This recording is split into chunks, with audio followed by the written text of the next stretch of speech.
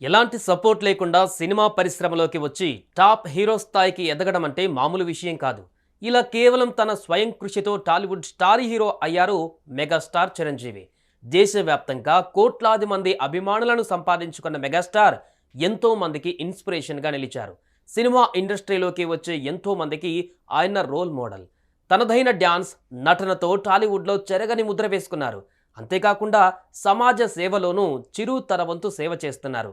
ఇన్నేళ్ల చిరంజీవి కష్టానికి ప్రతిఫలంగా ఇటీవల పద్మ విభూషణ్ అవార్డు కూడా అందుకున్నారు.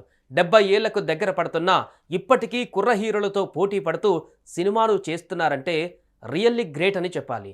ఇక తాజాగా మెగాస్టార్ చదువుకున్న 10వ తరగతి సర్టిఫికేట్ ఫోటో ఒకటి సోషల్ మీడియాలో తెగ వైరల్ అవుతుంది. దానిపై మీరు ఊళ్ళకేయండి.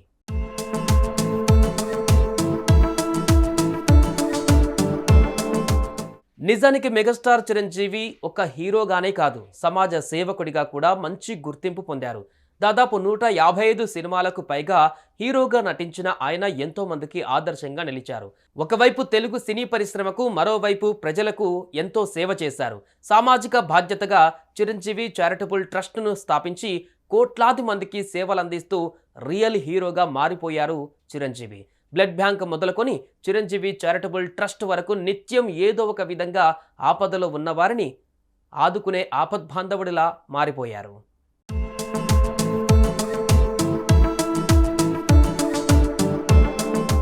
ముఖ్యంగా కోవిడ్ సమయంలో చిరంజీవి చేసిన సేవలు ఎవరూ మర్చిపోలేనివి.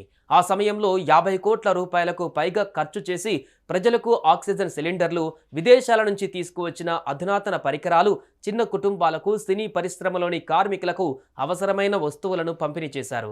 సినీ ఇండస్ట్రీలో మంచైనా చెడైనా నేనున్నాను అంటూ ముందుండి కార్యక్రమాలను నడిపిస్తూ రియల్ హీరో అనిపించుకున్నారు మెగాస్టార్.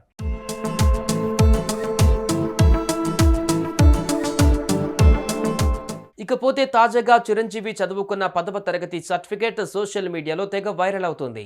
ఈ సర్టిఫికేట్లో చిరంజీవి పేరు KSS వరప్రసాదరావు అని, తండ్రి పేరు వెంకట్రావు అని ఉంది. చిరు పెనుగొండలో పుట్టినట్లు ఇందులో ఉంది. ప్రస్తుతం ఈ సర్టిఫికేట్ సోషల్ మీడియాలో చక్కర్లు కొడుతుండటంతో ఇది చూసిన మెగాస్టార్ ఫ్యాన్స్ తెగ సంబరపడిపోతున్నారు.